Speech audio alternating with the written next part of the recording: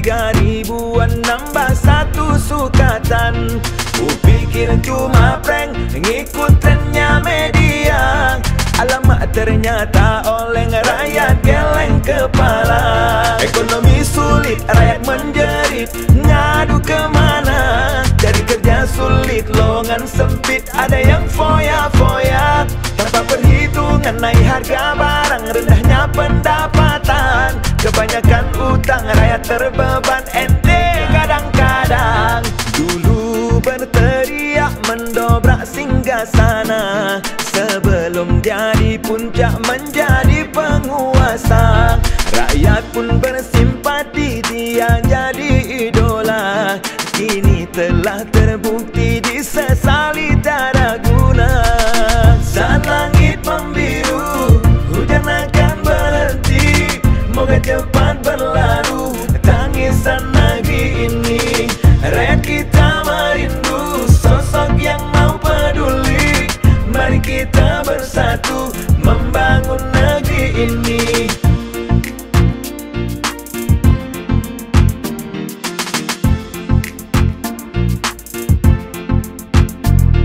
Bagi yang kaya mungkin biasa saja, menengah ke bawah susah tiada terkira.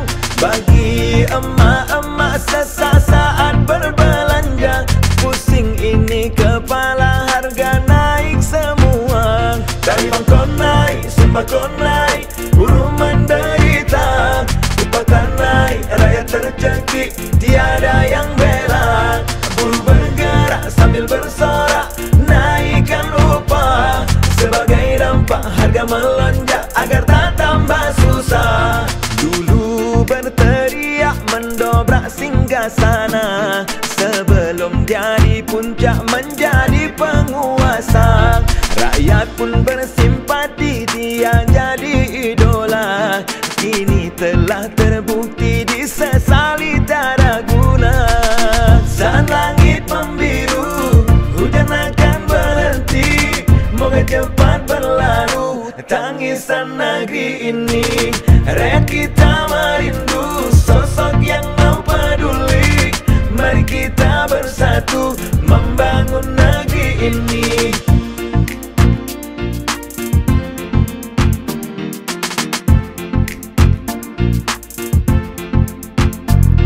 Kusangka malam, ternyata siang. Hampir 3 ribuan nambah satu sukatan. Kupikir cuma prank, ngikut trennya media.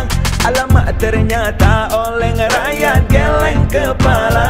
Ekonomi sulit, rakyat menjerit, ngadu kemana? Cari kerja sulit, lowongan sempit, ada yang foya-foya. Tanpa perhitungan naik harga barang, rendahnya pendapatan. Kebanyakan utang, rakyat terbeban.